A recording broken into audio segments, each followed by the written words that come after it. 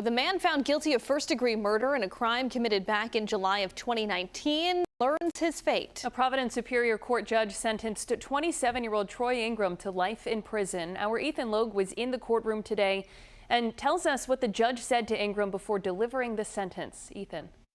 It's been over 6 years since Moshin Muhammad was murdered at his Providence apartment in what investigators described as a violent crime. Providence Superior Court Judge Maureen Keogh telling Troy Ingram Friday that she's never seen an act of violence like this in all her time as a prosecutor and as a judge.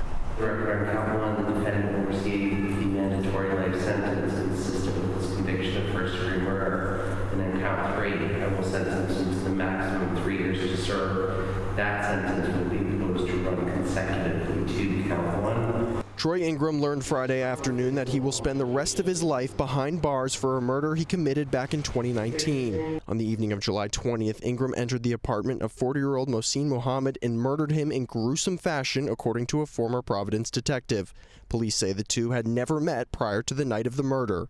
He was such a diligent worker that when he was 15 minutes late to that job at 7-Eleven, they went out looking for him. They went to his house. That's how diligent he was.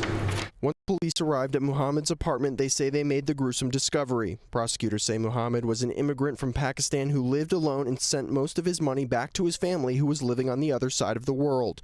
Ingram speaking Friday, apologizing for his actions on that day more than 6 years ago. Since my incarceration, I had nothing but time to think about what happened on that day, and the reality of what I did in the accusation also. On Friday, Judge Keogh told Ingram that he appeared to be a man with a bright and promising future prior to his violent actions. However, she could not forgive the severity of the crime he committed. Killing wasn't bad enough. The steps you took after and what you did to defile him. I can say I've never seen anything like that, and I mean that sincerely.